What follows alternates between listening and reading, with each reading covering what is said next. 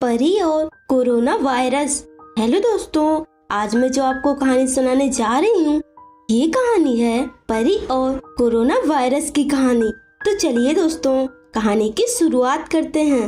इस दुनिया से दूर परियों की दुनिया में भी कोरोना वायरस चल रहा है। उस परी लोग की रानी परी ने सभी परियों को बुलाया और बोली, सभी परियां ध्यान से सुनो, हमारे परिलोक में कोरोना वायरस फैल चुका है, इसीलिए सभी परियां महल से बाहर नहीं निकलेंगी। पर रानी परी, हम महल के अंदर कितने दिनों तक रहेंगे? हमें तो आदत है बाहर टहलने की, फिर हम दिन रात महल के अंदर कैसे रह सकते हैं? मैंने कहा ना एक बार, अगर खुद को बचाना है तो महल में ही रहना होगा और कोई भी परी बाहर का खाना नहीं खाएगी। रानी परी, आप ये क्या कह रही हैं? हम बाहर का खाना खाए बिना कैसे रह सकते हैं?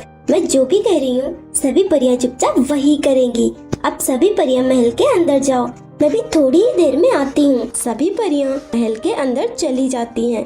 रात होने पर एक परी जिसका नाम नायरा परी था, वह बोली, मुझे फर्क नहीं पड़ता कोरोना से, मैं तो जाऊंगी टहलने, यहाँ मेरा दम घुट रहा है, बाहर की हवा खाती हूँ, वैसे भी रात में किसी को भी पता नहीं चलने वाला।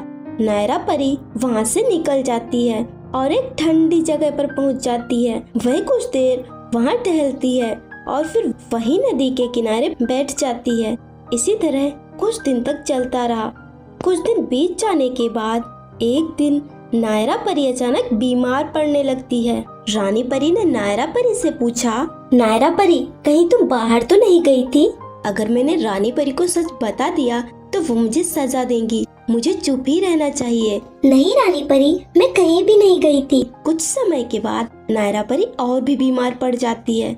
सभी परियां नायरा परी के लिए परेशान हो जाती हैं। सभी परियों को परेशान देख नायरा परी बोली, रानी परी, मुझे माफ कर दीजिए, मैंने नहीं बताया, पर मैं रात को महल से बाहर टहलने के लिए जाती थी, तुमने मुझसे झूठ कहा, मुझे माफ कर दीजिए रानी परी। रानी परी बोली, तुम्हें कोरोना हो चुका है, अब कुछ नहीं हो सकता। पर रानी परी, मैं ठीक नहीं हो सकती क्या? मुझे ठीक होना है, तुम मेरे साथ चलो। नायरा परी रानी परी के साथ जाती है। रानी परी नायरा परी को एक कमरे में ले जाती है जहाँ बहुत सारी दवाइयाँ रखी हुई थी। रानी परी, ये आप मुझे कहाँ लाई हैं? तभी वहाँ एक परी आई जो कि एक डॉक्टर थी। वह रानी परी से बोली, रानी परी, इंजेक्शन लगाना पड़ेगा। नायरा परी बोली, रानी परी, ये किसको इंजेक्शन लगाने की बात कर रही है? रानी परी बोली, ये इंजेक्शन तुम्हारे लिए है। क्या? मुझे इंजेक्शन नहीं लगवाना, मुझे इंजेक्शन से बहुत ही डर लगता है। अगर तुम इंजेक्शन नहीं लगवाओगी तो तुम और भी बीमार हो जाओगी और फिर कुछ भी हो सकता है। काफी टाइम के बाद नायरा परी इंजेक्शन लगवा लेती है। रानी परी, मुझे माफ कर दीजिए, मैंने आपकी बात नहीं मानी, मेरी वजह से आपको कोरोना भी हो सकता था। नायरा परी को अपनी गलती का एहसास हो जाता है। फ्रेंड्स, अगर आपको ये कहानी अच्छी लगी तो वीडियो को लाइक कीजिए और चैनल को सब्सक्राइब कीजिए।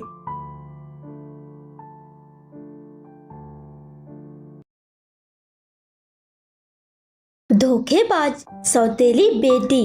हेलो दोस्तों, आज मैं जो आपको कहानी सुनाने जा रही हूँ ये कहानी है सौतेली बेटी की कहानी। तो चलिए दोस्तों, कहानी की शुरुआत करते हैं। एक बहुत ही खूबसूरत परीलोक बसा हुआ था। उस परीलोक में दो परियां अपनी माँ के साथ रहती थी, जिनमें से पहली परी का नाम श्रद्धा परी और दूसरी परी का नाम सेजल परी था। श्रद्धा परी सेजल परी की सौतेली बहन थी, इसीलिए सेजल परी श्रद्धा परी से नफरत करती थी।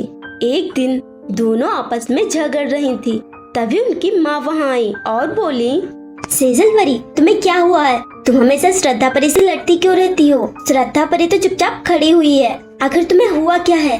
अगर तुम इसी तरह श्रद्धा परी से लड़ती रही तो मैं तुम्हें घर से बाहर निकाल दूंगी। सेजल परी गुस्से से वहाँ से चली जाती है। श्रद्धा परी बोली, माँ, आपने सेजल परी को इतना दुखी क्यों कर दिया? अब तो वो मुझसे बात भी नहीं करेगी। बेटी, तुम चिंता मत करो, मैंने ये सब श्रद्धा परी से इसलिए कहा है ताकि वह सुधर जाए, उसकी आदतें बहुत ही बिगड़ रही हैं। तुम चिंता मत करो, मैं अभी तुम दोनों की पसंद का हलवा बनाने जा रही हूँ, उसका गुस्सा तो एक पल में ही चला जाएगा, चिंता मत करो। तब तक तुम यहाँ से जाओ, मैं हलवा बनाती हूँ। श्रद्धा परी वहाँ से चली जाती है। कुछ देर बाद दोनों की माँ दोनों परियों को खाने की टेबल पर बुलाती हैं।